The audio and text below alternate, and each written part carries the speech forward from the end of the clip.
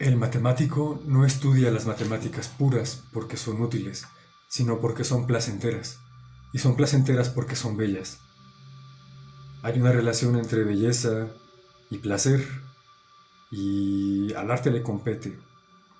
Se habla mucho de la belleza de las matemáticas, la elegancia de las matemáticas, pero en esta ocasión vamos no solamente a hablarlo, sino a intentar un poquito entrar a analizar cuáles son esos criterios estéticos por los cuales se dice que las matemáticas son bellas o elegantes.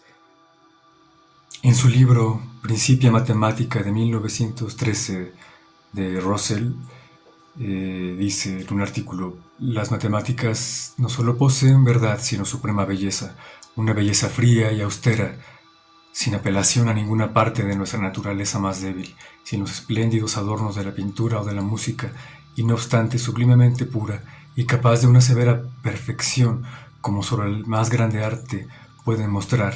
El verdadero espíritu del placer, de la exaltación, de la sensación del ser, es la piedra de toque de la excelencia más elevada, las matemáticas tan seguramente como la poesía. Bueno, esto va a tener un enfoque espiritualista o elitista, sobre todo jerárquico por sobre otras disciplinas. Se le va a criticar de logicista y pues bueno, esto se le va igual a criticar que está refiriendo a un flatus vocis, es decir, no refiere a entes positivos, pero esto va a ser algo bastante común en la filosofía espontánea de los matemáticos, cuando los matemáticos hablan ex cátedra y están en todo su derecho, dentro de una especie de lo que se les ha criticado, una suerte de platonismo o de realismo pragmático. Por ejemplo, Eugene Binger, un matemático que decía que las matemáticas no las inventamos, sino que las descubrimos, dada su inesperada efectividad. No esperamos encontrar algo tan efectivo para describir el mundo. Matemáticos como Hadamard escriben libros tratando de entender la psicología de la creación matemática. Eh, Justamente el libro homónimo menciona el ejemplo de Poincaré, otro matemático y físico muy famoso, el cual defiende una concepción artística de la creación matemática. Poincaré también menciona la existencia de una musa que inspira a los matemáticos, así como inspira a los artistas. Herman Bale dice que si tiene que elegir entre la verdad y la belleza, se queda con la belleza en lugar de la verdad. Va a haber una correlación entre belleza y verdad muy común en matemáticas. Otro poema de Edna Milley menciona de repente que solamente Euclides vio la belleza desnuda. Y bueno, así va a haber una serie de matemáticos que van a hablar de esta cualidad estética dentro de su área. Uno de ellos es Newton, el cual pues menciona la existencia de la elegancia dentro de las demostraciones. Ok, la demostración es algo útil en el sentido de que es un despliegue de pensamiento. Hay otro matemático que escribe un libro llamado Apología de un matemático. Este autor es Hardy, del siglo XX.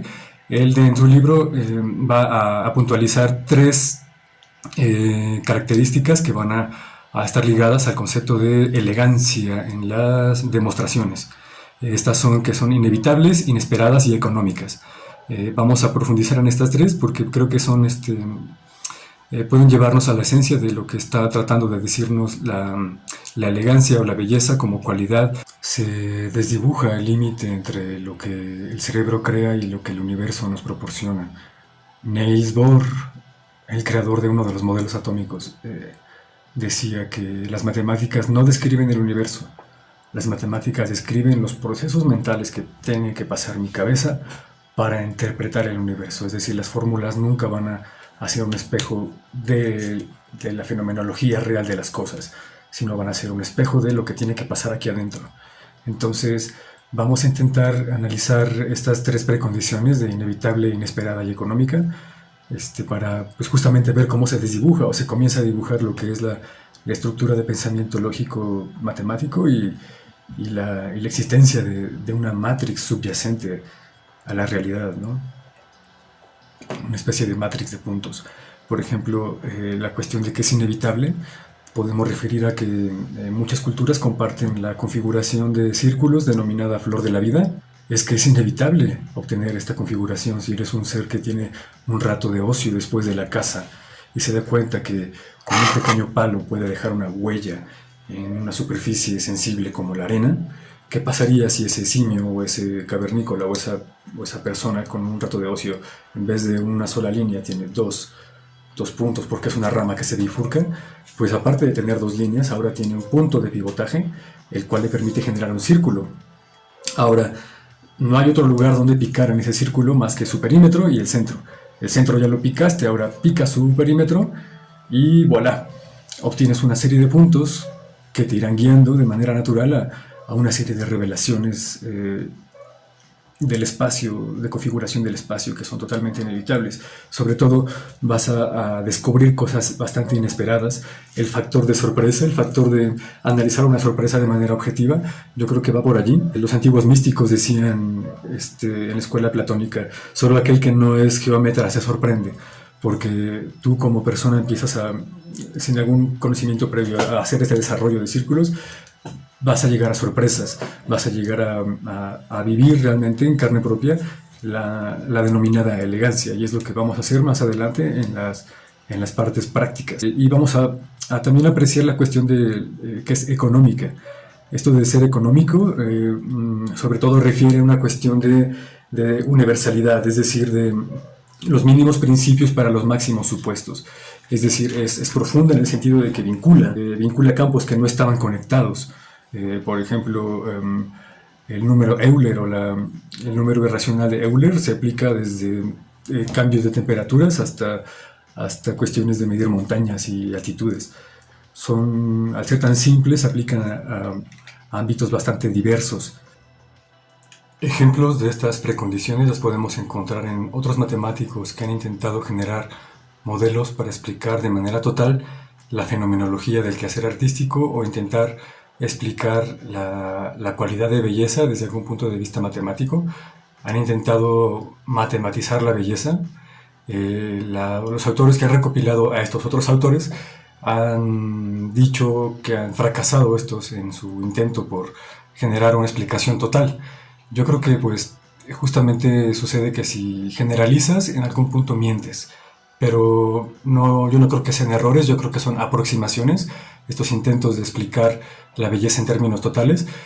Por ejemplo, en un libro que se llama ¿Para qué sirve el arte?, de Jim Carrey, hay un apartado donde hablan de biólogos que han hecho tratados de bioestética intentando medir el porcentaje ideal entre orden y caos, y han dicho incluso que es un porcentaje de 80-20, ¿no? 20% caos, 80% orden. Obviamente estas reglas se pueden romper en cualquier momento. Otros autores que han intentado matematizar la belleza, por dar algún ejemplo, es Abraham Moles y Marx Benz en un libro que se llama Estética de la Información, donde justamente han intentado, junto con Smith Huber, otro matemático, definir belleza como algo intrínseco pero de baja complejidad. Más adelante vamos a poner ejemplos de esto, pero vuelve a remitir a esta cuestión de la economía, ¿no? En estos principios de inevitable, inesperada y económica. En algún punto se vuelve recursivo y se vuelven como elementos que aparecen. Un ejemplo de algo que se elige en función de su elegancia sería, por ejemplo, un teorema que tiene demasiadas demostraciones. Un ejemplo sería el teorema de Pitágoras. Tiene un montón de formas de demostrarse, entonces generalmente la que se enseña en las escuelas o la que debería enseñarse es la más bella, la más elegante, la más cortita, la más accesible, ¿no? Porque se puede dar muchas vueltas para llegar al mismo resultado.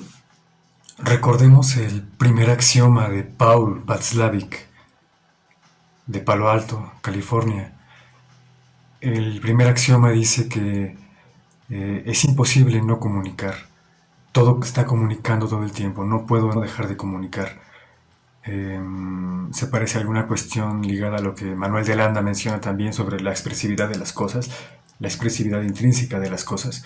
Y pues bueno, dentro de esta cualidad inherente de los objetos que comunican, puede haber un concepto de belleza ligado al factor semiótico, al factor quizás un poco más ligado a la comprensibilidad, La comprensibilidad, la capacidad predictiva, la predictibilidad, la comprensión describiendo regularidades. El factor belleza está ligado a conceptos como simétrico, regular, repeticiones, autosimilitudes, fractales, comparadas a sistemas más caóticos que entran en otra categoría estética.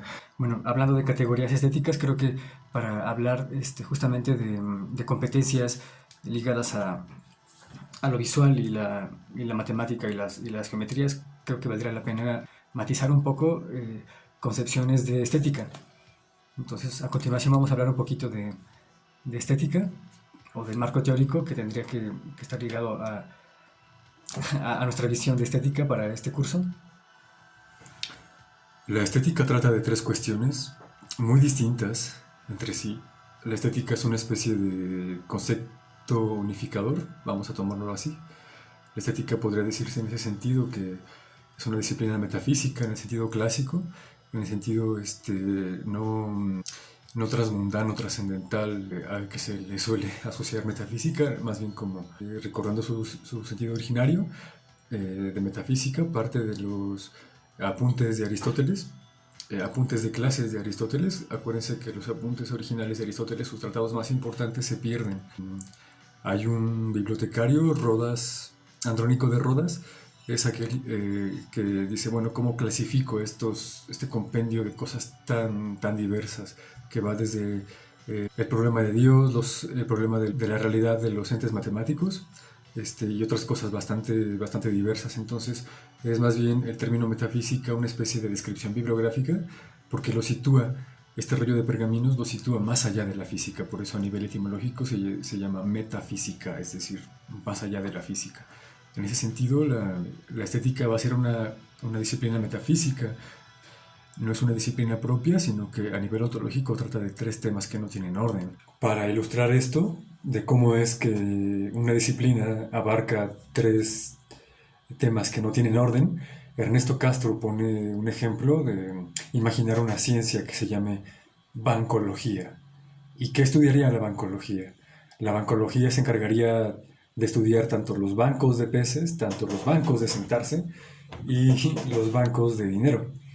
Así la estética se va a encargar de tres cosas muy distintas. Una de estas facetas se encarga de la sensibilidad, de la aestesis, que en términos griegos, aestesis significa experiencia sensible.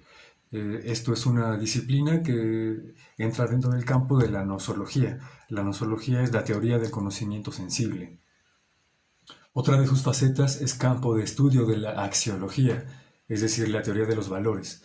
Esta se va a aproximar en tanto que los va a catalogar como teoría de los valores desinteresados, lo bello, lo cómico, lo trágico, lo inhóspito, lo pintoresco.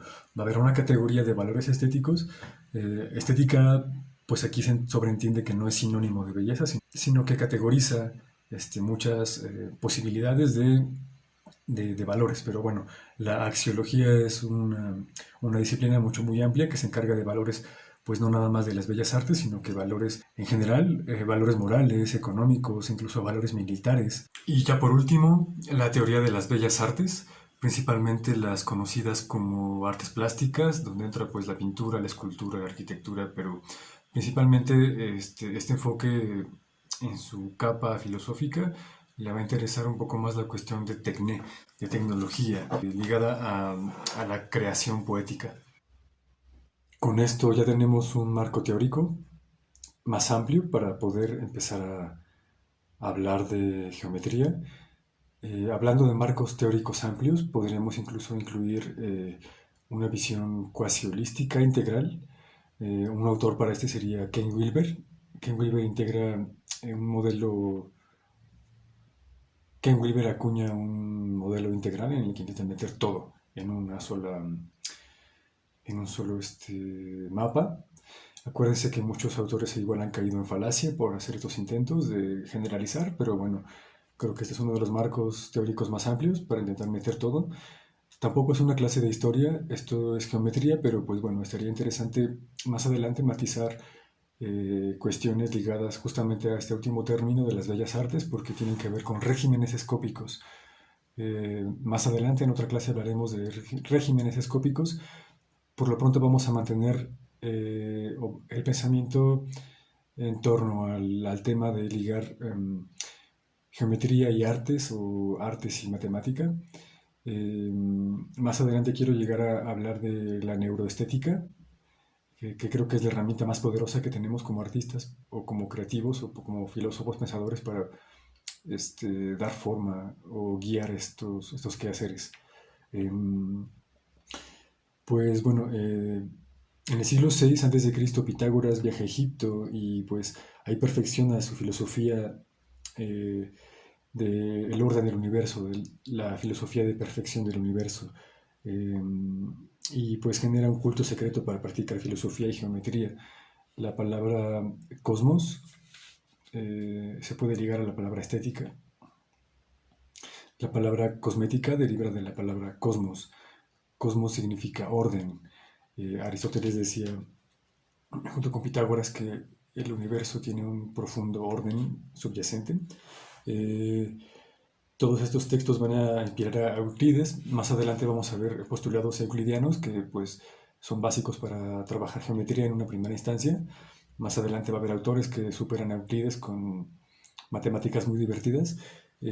A saber que los tratados de Euclides, el libro de los elementos, fue el segundo libro más publicado después de la Biblia tras la invención de la imprenta.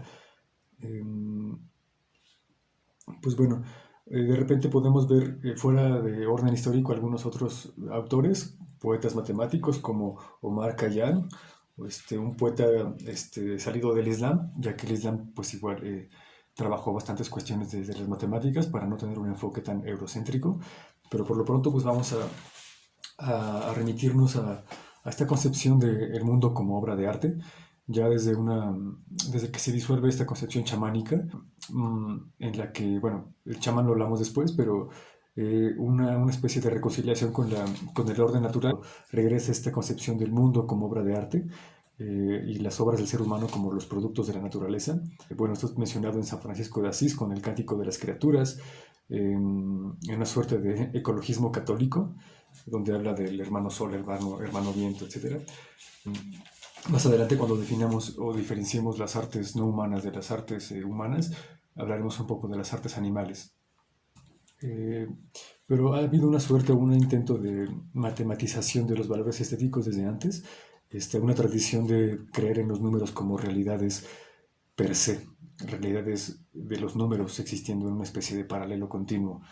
El término numerología se acuña en 1907 tras las enseñanzas o los nuevos estudios, o volver a estudiar las enseñanzas de los platónicos, pitagóricos y gnósticos.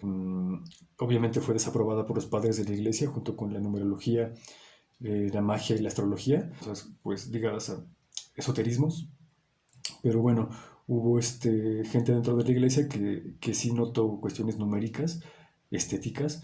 San Ineo, San Ambrosio, San Agustín. La epístola de Bernabé, en el Nuevo Testamento, interpreta, por ejemplo, el Génesis, una especie de... hay una visión de precábala justamente en esta interpretación, porque mete cuestiones numerológicas, como el 666, el número de la bestia, y el 888 como el número de Jesús. Y pues bueno, esto le puede competir a la geometría y a las artes, pero solamente es un ejemplo de cómo ha habido siempre un intento de... Más bien es inevitable que esto suceda, ¿no? En cualquier sistema se va a poder matematizar la estética. Va a haber ejemplos, incluso más adelante veremos esto de creativos como Yanis Xenakis, música, matemáticas aplicadas a las artes, ¿no? Se ha dado bastante en música, de hecho podemos saltarnos bastantes años de historia mencionando pensamientos con consideraciones neurales o con consideraciones de marcos amplios, de marcos teóricos más amplios. Por ejemplo, el autor Helmholtz, un físico filósofo que es alemán, tiene un libro con un título bastante largo, se llama Lecciones sobre los descubrimientos de los tonos como fundamento psicológico para una teoría de la música. Y pues bueno, esta es la primera vez en la que dos temas que antes no estaban ligados se ligan al conectar estos campos científicos que estaban desconectados, que eran la estética musical y la acústica como física real, ¿no? En el capítulo 19 habla justamente de esta belleza que está sujeta a la inteligencia humana, en un proceso basado en estímulo-reacción. Y dice que los elementos intuitivos de la praxis pueden ser desglosados. Esto es bien interesante, esto le interesa tanto a publicistas, tanto como a artistas, o deberían interesarles a los artistas un poco más. Las cuestiones neurales, la cuestión de la neuroestética. Y pues bueno, ¿se acuerdan que habíamos hablado de que ya existía un sueño por reconciliar o reducir la estética a ciencia? Pues bueno, aquí lo ponen realmente en práctica utilizando las herramientas más fuertes que tenían a su disposición, que eran las matemáticas. Theodor Fregner, mediante la psicología conductista en 1866, en un compendio de lecciones estéticas, hace experimento con el número áureo, por ejemplo. Rectángulos áureos se los da a personas en una serie de encuestas preguntándoles cuál era el triángulo más agradable. Es curioso ver cómo autores tan aparentemente alejados de esta pretensión cientificista, como es el caso de Ortega y Gasset, Lafora y Sacristán, fundan en los años 20 en España la revista Archivos de Neurobiología, Psicología, Fisiología, Histología y Neurología y Psiquiatría. En esta revista intentan hacer algo que hace otra revista que justamente se funda en paralelo al mismo tiempo, nada más que en Francia, y la fundan Le Corbusier, Dernier, Osenfant y otros. Y esta revista se va a llamar El Espíritu Nouveau, El Espíritu Nuevo, una revista de estética que tenía como objetivo reducir las propiedades estéticas de las bellas artes a matemáticas, otra vez. La editorial, en el primer número dice textualmente: el espíritu que preside los trabajos de esta revista es el que anima toda investigación científica. Somos hoy bastantes los estéticos que creemos que el arte está sometida a leyes como ocurre con la fisiología o la física. Queremos aplicar a la estética los mismos métodos que la psicología experimental con toda la riqueza de los medios de investigación que ésta posee hoy. Queremos, en definitiva, trabajar para construir una estética experimental. Evidentemente, más adelante van a citar las propiedades de la proporción áurea y la van a definir como una ley estética, que por otra parte no es más que una ley física y matemática que percibe nuestra sensibilidad.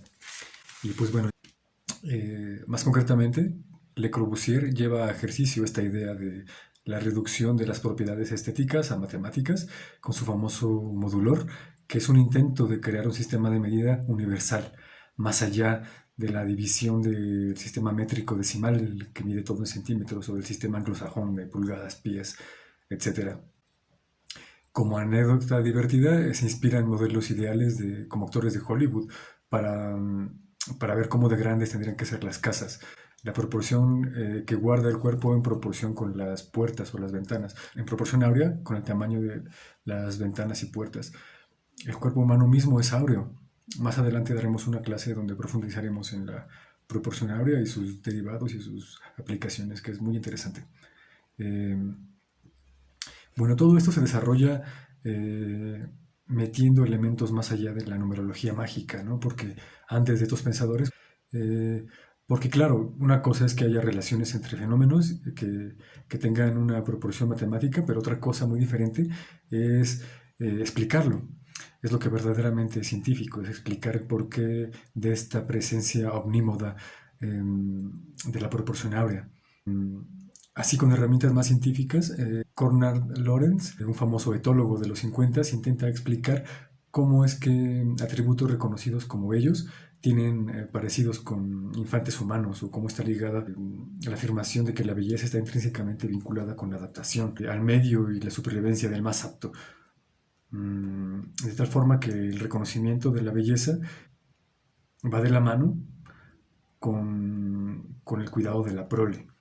Y bueno, más adelante en otra clase veremos el arte como señal y la teoría del Kulkit, donde en el libro de Mating Mind dice que todo ornamento sexual de cada especie que se reproduce sexualmente puede verse como diferentes estilos de desperdicio o basura.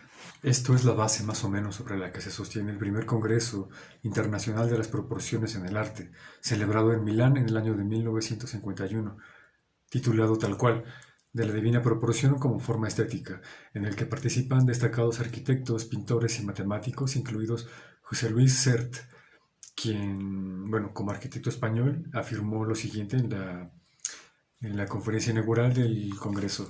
Si una obra de arte, un cuadro, un edificio, una ciudad están en relación con el hombre y con el mundo que lo rodea, sus proporciones han de estar en relación con aquellas que gobiernan la estructura de este mundo y con el estudio y el conocimiento de cómo usar estas proporciones. El trabajo del artista se aproxima a las obras de la naturaleza y consecuentemente al hombre mismo. La disciplina geométrica nunca ha truncado las grandes obras del pasado, sino que ha proporcionado a los artistas mayor libertad. Aquí están disipando las objeciones más fuertes contra esta idea, que es, bueno, quizás haya una serie de proporciones más o menos establecidas por el canon artístico actual, un régimen escópico, pero hay una libertad hasta donde el libre arbitrio del ser humano le permite dejar de cumplir estas proporciones y deliberadamente elegir cumplir otras. Mm, Pues bueno, este es igual un truco porque hasta dónde podemos escapar de la proporción áurea, ¿no? Si deliberadamente conocemos dónde están los puntos áureos de un plano y elegimos los opuestos, estaríamos haciendo el negativo, el espejo, ¿no? El equivalente al conjunto de Julia de un conjunto Mandelbrot, ¿no?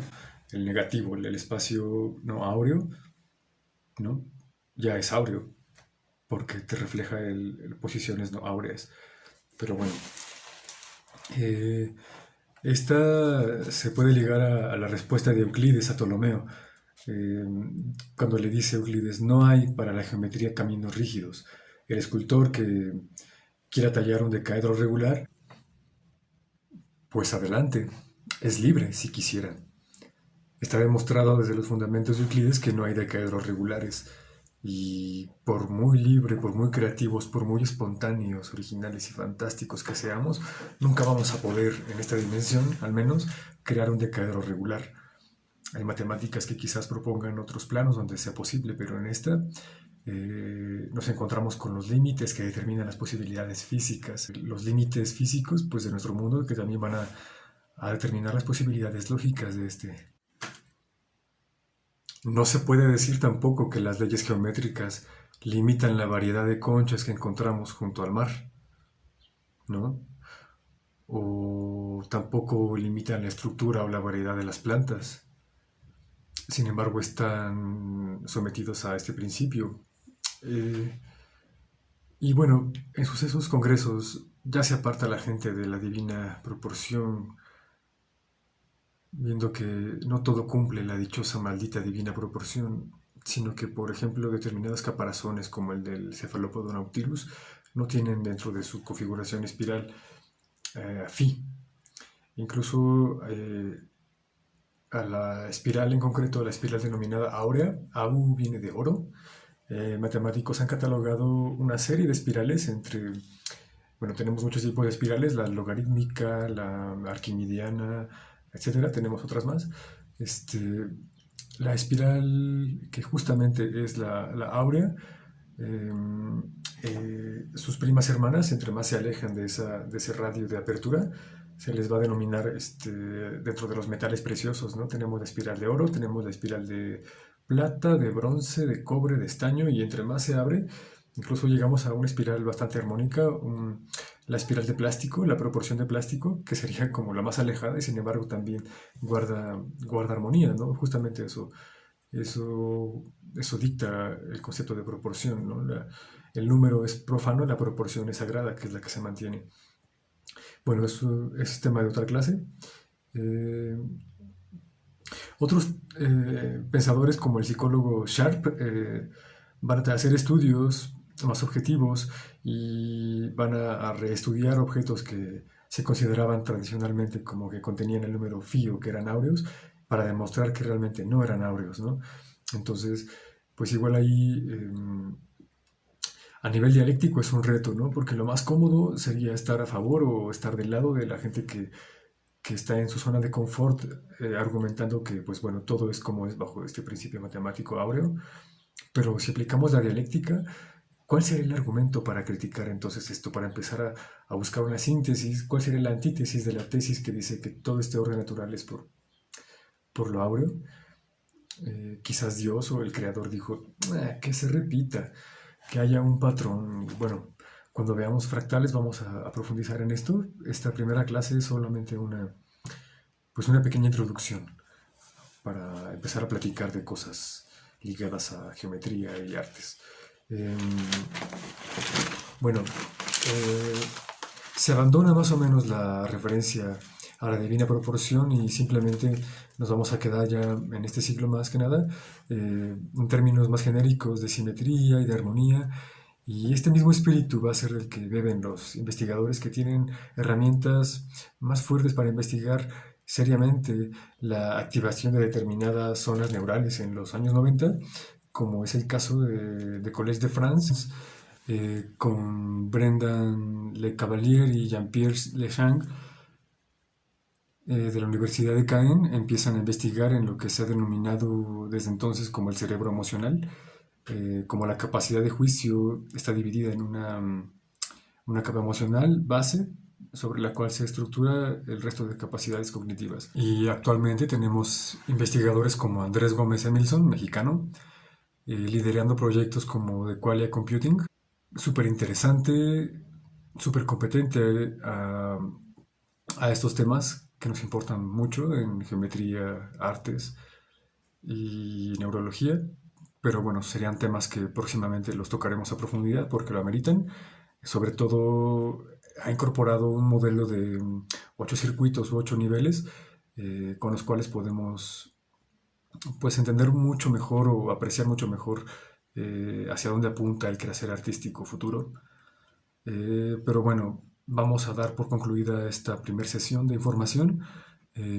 Las clases teóricas o mucho contenido de la parte teórica va a ser por este medio, por videos. Este es el primero que se realiza. Espero la calidad vaya aumentando y edificarlos en vez de aburrirlos. Y pues bueno, cuestiones más técnicas irán apareciendo en los próximos videos. Este fue tanto una prueba, una introducción. Más adelante se matizarán o se retomarán temas vistos en esta primera sesión, en este primer capítulo. Y pues bueno, la materia va a estar abierta a nivel teórico para el público general, no nada más estudiantes. Y saludos.